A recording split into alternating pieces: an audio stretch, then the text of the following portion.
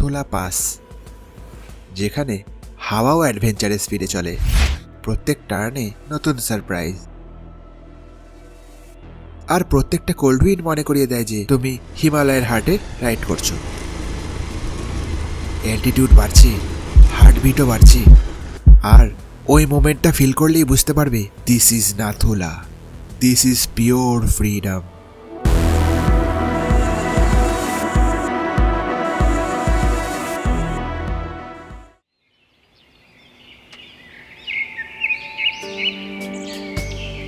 Good morning from Gangtok. ভোরবেলায় কাঞ্চনজঙ্ঘা দেখেই আমরা ছুটে হোমস্টের ছাদে চলে গেলাম। তারপরে আমরা কাঞ্চনজঙ্ঘার চূড়া দেখে কিছুক্ষণ ওখানে সময় কাটালাম। তারপর এরকম কিছু দৃশ্য আমরা দেখতে পেলাম, যা তোমাদের সামনে তুলে ধরছি।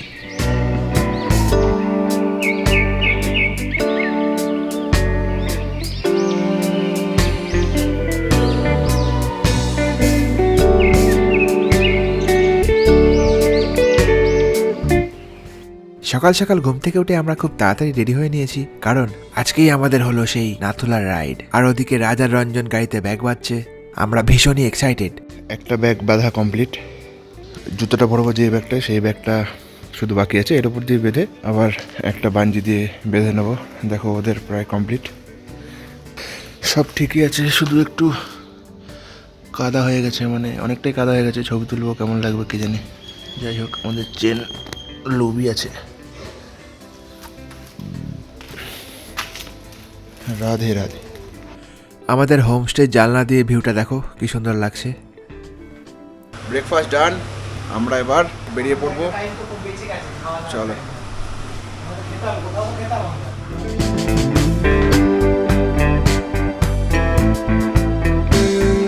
আমরা আমাদের হোটেল থেকে বেরিয়ে পড়েছি। এবার এখান থেকে আমরা যাবো আমাদের পারমিটটা নিতে।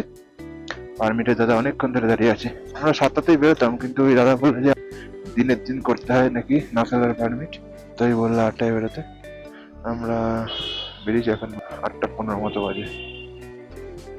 দেখো এখানে একটা কিছুর পদযাত্রা হচ্ছে, আর আমরা এর পাশ দিয়ে সামনে এগিয়ে যাচ্ছি।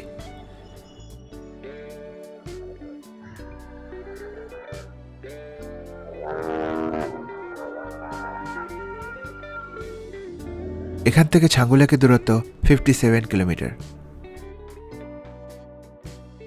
ফাইনালি আমরা আমাদের পারমিট দাদাকে খুঁজে পেয়েছি।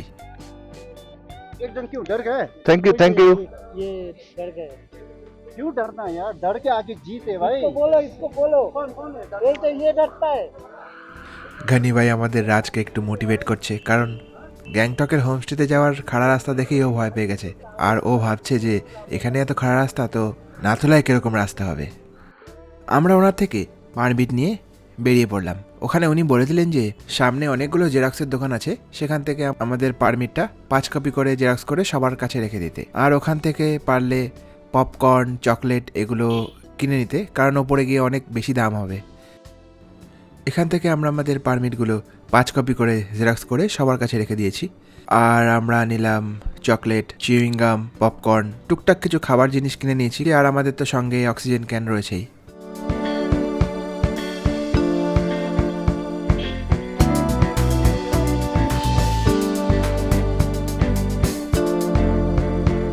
गॉड, की व्यू, की नजारा, ओफ,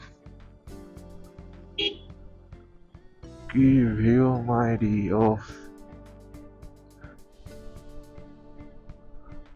পরে রাস্তাটা দেখো,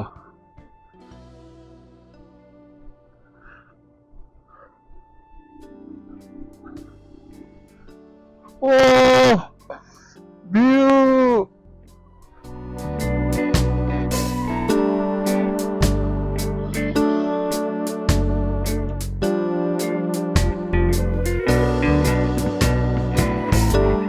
এই সুবিশাল সবুজ পাহাড়ের মাঝখান দিয়ে এই সুন্দর রাস্তা, কি সুন্দর যে লাগছে। জানি না তোমরা ক্যামেরার থ্রুতে কিরকম দেখতে পারবে, কিন্তু আমার চোখে যে কি সুন্দর লাগছে। এই মুহূর্তে আমার মনে হচ্ছে পৃথিবীতে যদি কোনো স্বর্গ থেকে থাকে তাহলে এটাই। তাড়াতাড়ি তাড়াতাড়ি ঘর থেকে বেরো তোমরা, কতদিন আর ইউটিউবে এরকম ভিডিও দেখবে। পাহাড়ে আসো, নিজের চোখে দেখো, এই পৃথিবী ভীষণ সুন্দর। আমরা এখন যাচ্ছি নাথুলা পাসে। আর যেতে যেতে এই বাঁদিকে পতাকাগুলো দেখো একবার, ভীষণ সুন্দর লাগছে। দেখি আমাদের রাইড লিডার কখন দাঁড়ায়, কোথায় দাঁড়িয়ে ছবি তুলবো।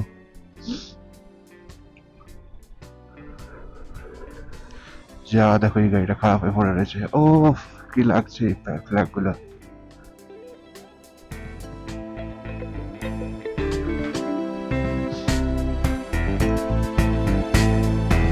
নাথুলা আর 37 কিলোমিটার।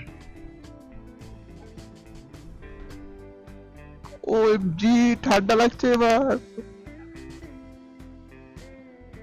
আরে মোদিজি জল দিচ্ছে, বাহ। বাদিকে একটা ভিউ পয়েন্ট রয়েছে, কাঞ্চনজঙ্ঘা ভিউ পয়েন্ট, কিন্তু হাব ভাব দেখে মনে হচ্ছে পুরো মেঘে ঢেকে রয়েছে কাঞ্চনজঙ্ঘা।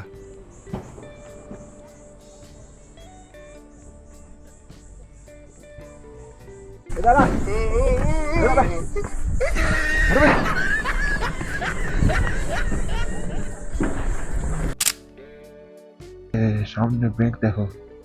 ও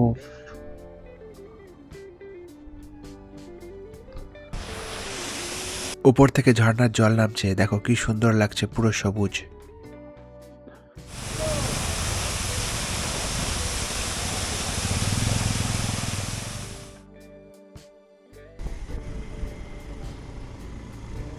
ছাঙ্গু লেক যাওয়ার আগে এই জায়গাটায় একটা ছোট মার্কেট মতো রয়েছে। আশা করি এখানে কেউ থাকতে চাইলে হোটেলে পাওয়া যেতে পারে। দোকানপাট তো ভালোই রয়েছে। এখানে দাঁড়িয়ে অনেকে ব্রেকফাস্ট করছে।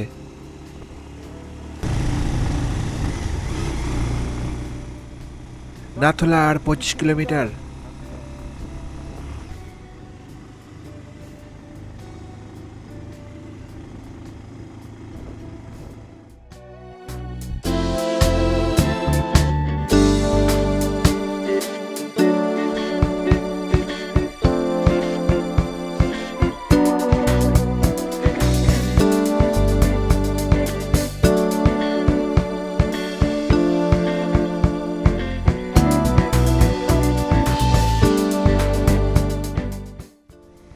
Welcome to Nathang GPU. কিছুক্ষণ বকবকটা থামিয়ে একটু এই জায়গাটাকে ফিল করি, চলো।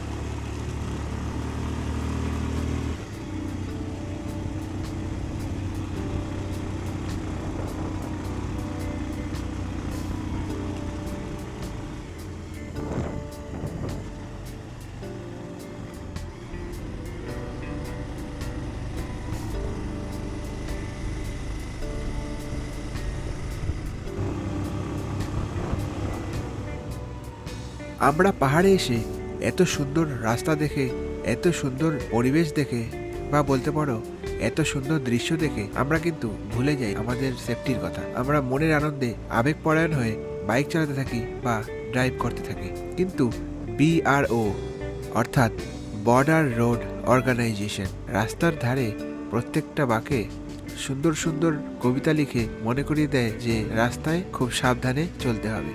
এইটা আমার কাছে ভীষণ ইউনিক লেগেছে। তোমাদের সাথে কথা বলতে বলতেই পৌঁছে গেলাম ছাঙ্গু লেকে। আমার ডান দিকে যেটা দেখছো সেটাই হলো ছাঙ্গু লেক।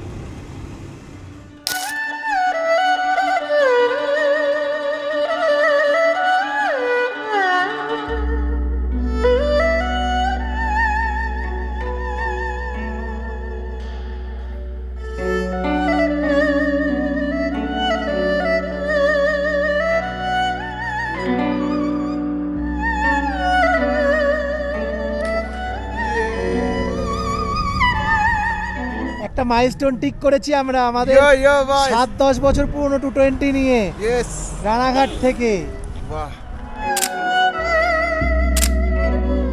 স্মৃতিতে থেকে যাক ফটোগুলো। এখানে আমাদের বেশিক্ষণ সময় নষ্ট করলে চলবে না, এখনো অনেক জায়গায় আমাদের যেতে হবে।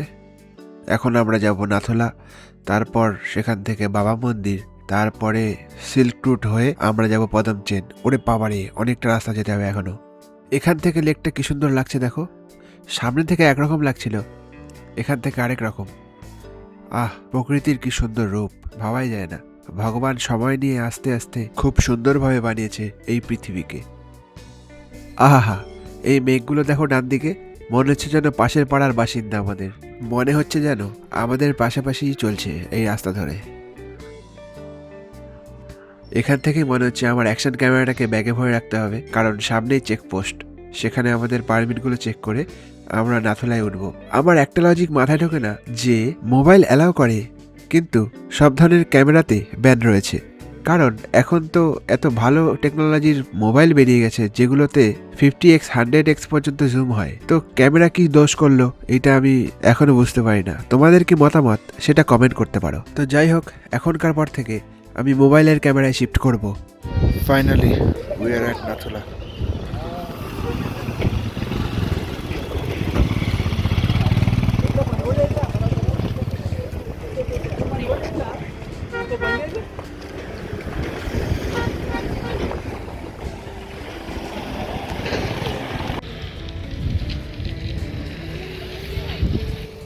এখান থেকে ওপরে হেঁটে যাব আস্তে আস্তে। ওপরেই রয়েছে ইন্ডিয়া এবং চায়না বর্ডার, নাথুলা।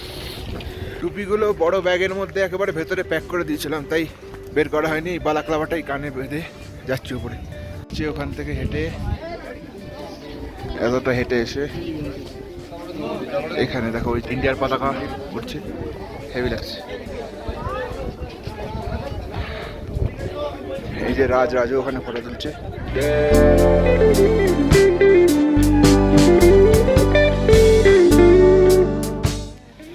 এখানে সবাই ফটো তুলছে, কিছু নেই যদিও এখানে সেরকম। বাদিকটা আমাদের ইন্ডিয়ার সাইড, আর ওদিকে একটা চেন রয়েছে, চেনের ওপারটা হচ্ছে চায়নার সাইড। ওই দূরে ওই ভিউটা দেখো।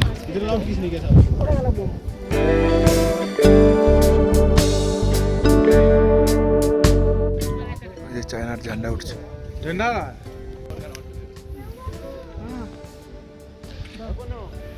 এই যে আমাদের কুলি রাজ দুটো দুটো ট্যাঙ্ক ব্যাগ নিয়ে হেঁটে বেড়াচ্ছে।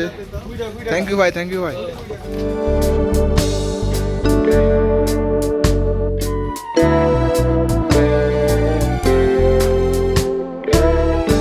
তো আমরা এখন নাথুলা থেকে নেমে জুলুকের দিকে এগোচ্ছি। এখানে একটু দাঁড়াই, সবাই মিলে একত্রিত হয়ে আবার আমরা এগোবো। কি সুন্দর লাগছে ভিউটা ডান দিকে। পাহাড়ে ওঠার থেকে যেন নামার দৃশ্যটা ভীষণই সুন্দর লাগছে। সূর্যটাও আস্তে আস্তে নামছে, আকাশের রংটাও আলাদা হচ্ছে, আর চারিদিকে পেঁজা তুলোর মতো মেঘের কারণে দৃশ্যটা আরো বেশি করে ফুটে উঠেছে। যাই ডান দিকে বাইকটা রেখে দেখি ভালো ছবি ভিডিও কিছু পাওয়া যায় কিনা।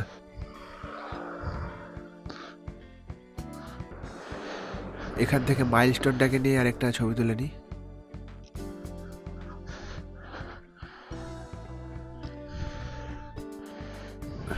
গ্লাভসটা পরে নিই। চলো চলো, হয়ে গেছে, এগোই।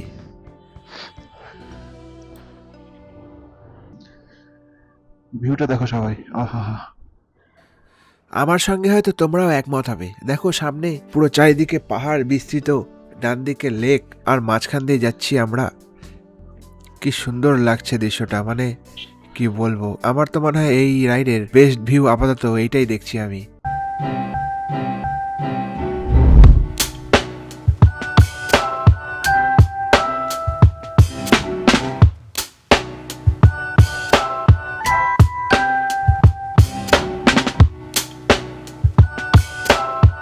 এখন আমরা এলাম বাবা মন্দির। ও সাইডে ভিউটা দেখো, বাবা মন্দিরের পেছনে এই ঝর্ণাটা।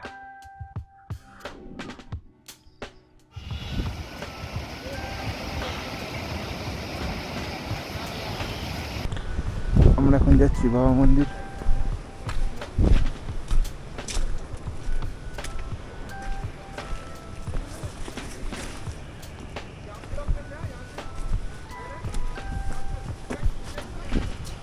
चलो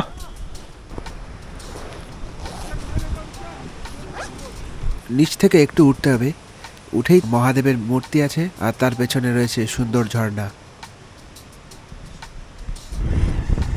লাল লাল গাছগুলো হেভি লাগছিল দেখতে, তো বুঝতে পারছি না কি গাছ এগুলো। দেখো একবার বাদিকে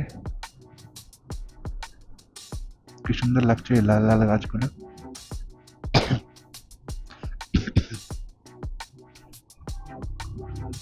বাদিকে যেই লেকটা দেখতে পারছো এটার নাম হলো এলিফ্যান্ট লেক। একটা হাতিকে এক সাইড থেকে দেখলে তার মাথা আর সুরটা যেমন ভাবে থাকে, এই লেকের ওপরের পাহাড়গুলো ঠিক সেরকম ভাবেই অবস্থিত। দেখতে পুরো মনে হয় যেন একটা হাতির সুর আর মাথা রয়েছে, তাই এই লেকটা এলিফ্যান্ট লেক নামে খ্যাত।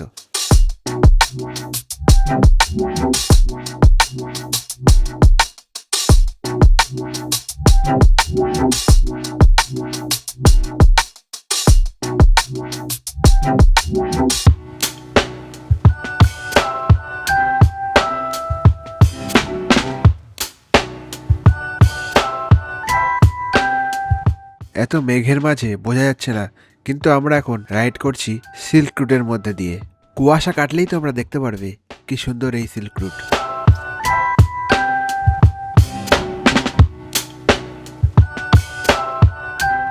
আমার অ্যাকশন ক্যামেরার ব্যাটারি প্রায় ডেড, পাওয়ার ব্যাংকে চার্জে বসিয়েছি আর সুন্দর সুন্দর জায়গা দেখলে সেখানে দাঁড়িয়ে সুন্দর ভিউ ক্যাপচার করছি। এই সিল্ক রুটে এমন সুন্দর ভিউ, মনে হচ্ছে প্রত্যেকটা বাঁকে বাঁকে দাঁড়াই। বিশ্বাস করো, আমরা তো ভিডিওতে বা ছবিতে দেখেছি, ছবিতে দেখেই আমরা মুগ্ধ হয়ে যাই, আর সামনে দেখে যে কেমন ফিল হচ্ছে সেটা তোমরা এখানে না আসলে বুঝতে পারবে না। ও আমাদের যে কি ভাগ্য, আমরা না পেয়েছি বৃষ্টি, না পেয়েছি কোনো জ্যাম, আমরা সব ধরনের ওয়েদার পেয়েছি। এই যে দেখো, কুয়াশাও পেয়েছি আমরা। একটু আগে তোমরা দেখলে সিল্ক রুট ঢোকার আগে কুয়াশাতে পুরো ঢেকে গেছিল। আমরা তো ভাবলাম যে সিল্ক রুটটা হয়তো দেখতেই পারবো না, তো ভগবানের এমনই কৃপা, কুয়াশাটা কাটছে আবার আসছে, মানে কি যে সুন্দর ভিউ আমরা দেখতে পাচ্ছি, এটা বলার মতো নয়। তো চলো।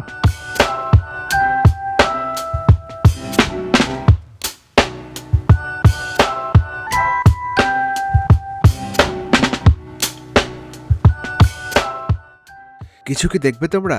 দেখাবো। এই দেখো, স্বর্গ, দিস ইজ।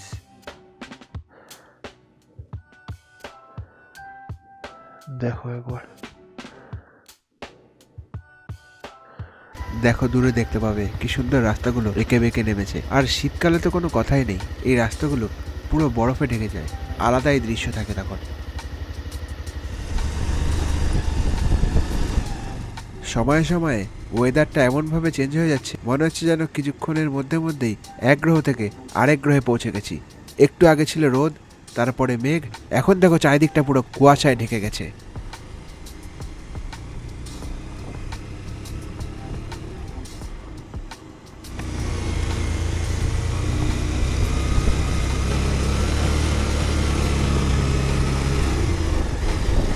যতই পাদাম ট্রেনের দিকে এগোচ্ছি, রাস্তার হাল খারাপ থেকে খারাপতর হয়ে যাচ্ছে।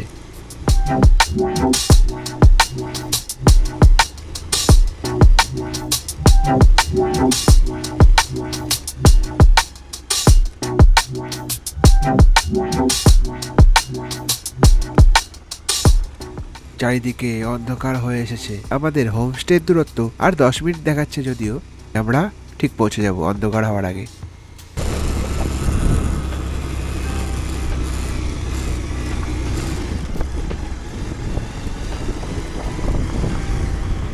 চারিদিকটা পুরো অন্ধকার, আর পাইন বনের মাঝখান দিয়ে আমরা যাচ্ছি। পুরো গা ছমছম ব্যাপার একেবারে।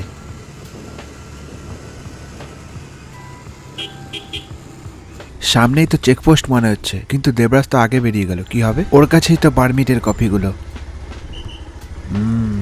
এই তো বাসি মেরে আমাদের ডাকলেন উনি। দেখি রঞ্জন আগে গিয়ে দেবরাজকে ডেকে আনবে, আর এখানে পারমিট জমা দিয়ে আমরা এন্টার করব পাদাম চেনে। চলে এসেছি, বাদিকে এই ঢালটা দিয়ে নেমেই আমাদের হোমস্টে। আগে যা, আস্তে আস্তে, হেলমেটটা ইয়ে করে নে।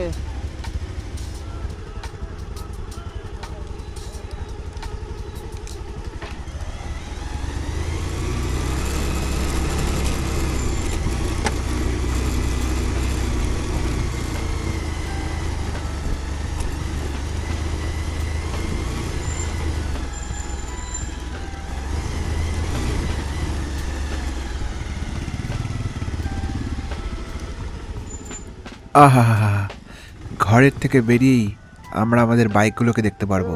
কি সুন্দর পার্কিং। আর এই জন্যই তো দেবরাজ নিয়েছিল এই দায়িত্বটা, মানে হোমস্টে খোঁজার দায়িত্বটা। এটাই কিন্তু মেন, তাই না? আমরা সারাদিন বাইক রাইড করে এসে একটা ভালো হোমস্টে না পেলে চলে বলো? আজকের মতো এইটুকুই, কারণ ভীষণই এক্সস্টেড আজকে রাইড করে। তো আমরা এখন একটু ফ্রেশ হয়ে খেয়ে দিয়ে তারপর ঘুমিয়ে পড়বো। কাল সকালবেলায় উঠে পুরো হোমস্টেটা ঘুরে দেখাবো আর পুরো ডিটেলসটা তোমাদের সাথে শেয়ার করব। তো চলো, গুড নাইট।